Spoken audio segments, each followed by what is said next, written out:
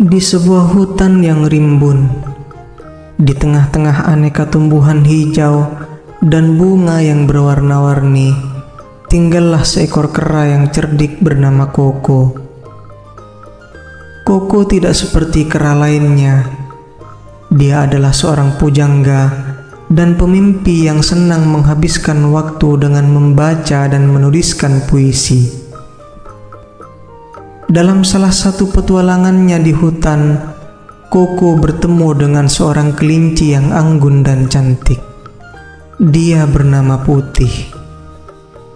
Dengan mata yang bulat dan bulu yang lembut bak awan di langit, Putih memikat hati Koko sejak pandangan pertama.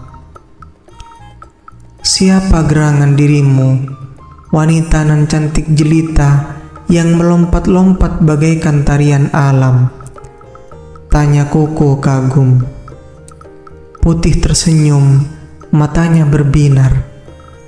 Saya Putih, anak hutan ini, yang menari mengikuti irama dedaunan. Koko yang biasanya lancar berbicara, merasa kata-katanya terhenti.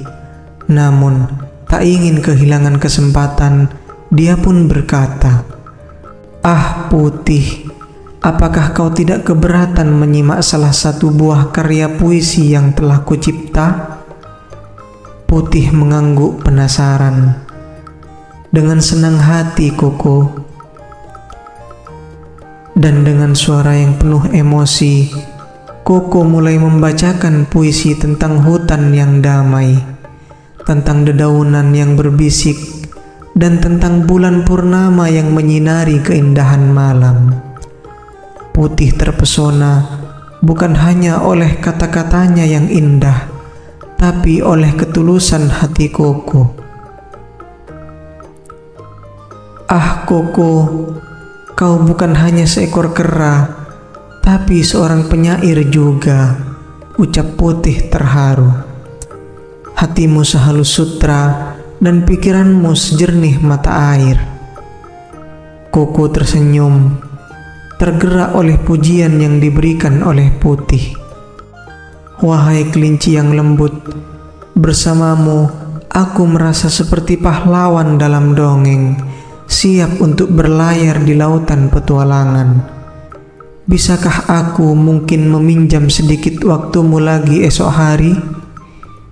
"Mungkin," kata Putih dengan gurauan hangat, "jika puisi esok hari setinggi loncatanku."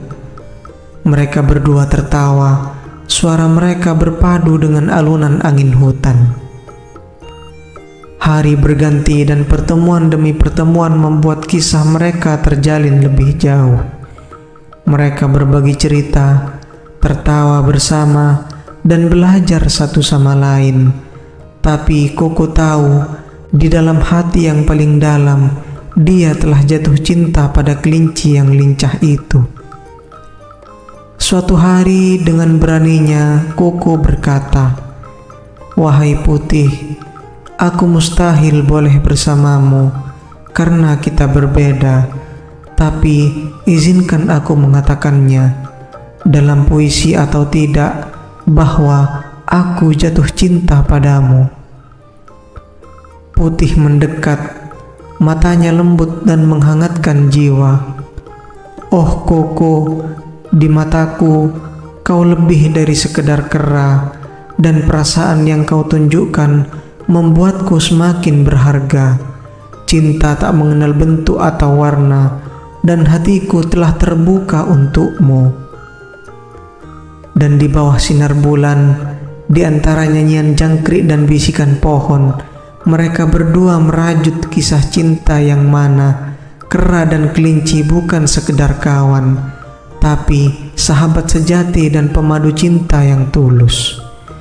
Mereka, Koko dan Putih, menjadi pengingat bagi semua penghuni hutan bahwa cinta mampu melintasi semua perbedaan, dan bahwa keberanian untuk menyatakan hati adalah langkah paling mulia dalam tarian yang abadi ini yang kita sebut kehidupan.